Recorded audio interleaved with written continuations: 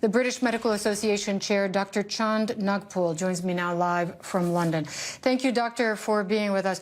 What is, of the first 17 doctors who've died, only one is not from an ethnic minority group in Britain. Why is that?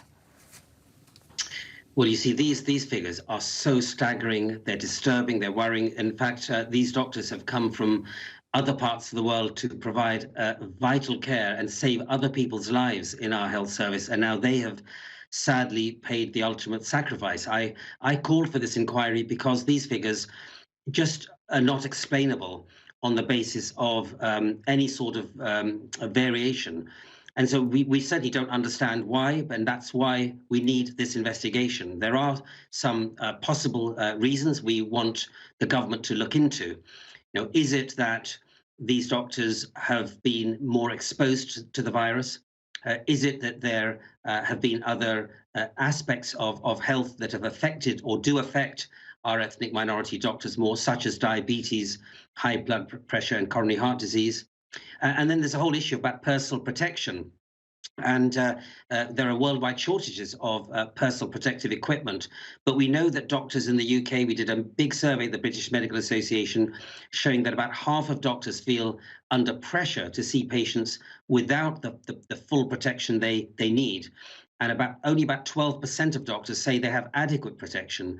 We've now broken that down into looking at the ethnicity of doctors, and about 3 times as many doctors from ethnic backgrounds say they feel pressured to see patients without the right protection, and only about half of them feel adequately protected compared to their white counterparts. So that could play a part as well. It could be the nature of the jobs they're doing, whether they're doing more front-facing work exposed to the virus.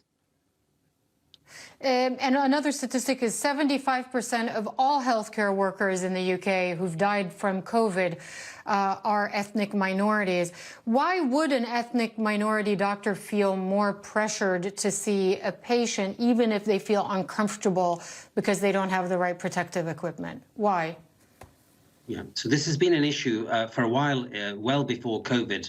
Our own surveys have shown that ethnic minority doctors are about twice as likely to not feel confident to raise concerns. They sometimes feel they're worried that they're often blamed for systemic failings instead of being the person speaking out.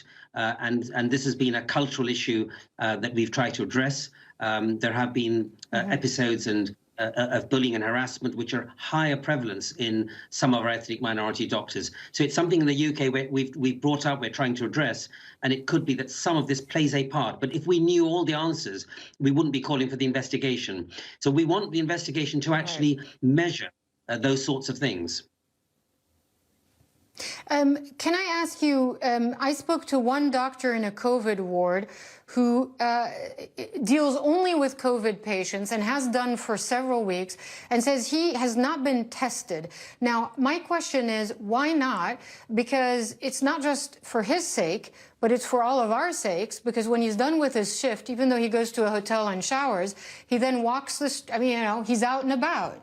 Why are doctors who are specifically assigned to COVID wards not all getting tested at this stage? Yeah, and that's a question that I would ask the government, because I agree with you that this is a virus that is highly contagious, and secondly, we know that it can be asymptomatic in people, and also if a doctor was to become infected. That's the important part. You're absolutely right, that personal protective equipment isn't just about protecting the doctor, it's actually protecting the doctor getting infected and infecting others in a hospital setting. Yeah. And I agree with you that it may be due to limitations of testing. We actually are not testing nearly as many people as we'd like to, or I would like to, of the government to be testing. So we're nowhere near some of other nations like Germany and, of course, the Eastern countries, which have in fact shown the value of widespread testing. So we're not testing widely in the UK, and certainly I agree with you, entirely agree with your suggestion that healthcare workers should be tested to protect themselves and other patients. A quick last one for you. How has this been for you personally? I mean, you're the lead the British Medical Association. This is a historic, once in a several generation healthcare crisis. What are your days like? These are full-on days. I think doctors have never been busier. I think they are heroic in going out and working to look after our nation. Remember, these are doctors who were never trained to be working in an environment where they see so much ill health, deaths. We've got doctors caring for their own colleagues on ventilators, and we've got junior doctors looking after their more senior doctors in hospital, seeing some of them die. This is taking a real toll. About 50% of doctors are suffering severe anxiety, stress in this situation. That's what our survey showed. That's not surprising. But in spite of that, we do our best. But I think that certainly the most important issues for us is that if we are to do our jobs, then at least protect us with the equipment we need. And in particular also around coming back to the Black and Asian minority population of healthcare workers, we must protect them. And some of the ideas we have, with the important things that the government should be doing, is perhaps shielding or protecting some of those at-risk doctors from front-facing COVID work, so that there's plenty of other work that the NHS has to also provide other care to a lot of other patients.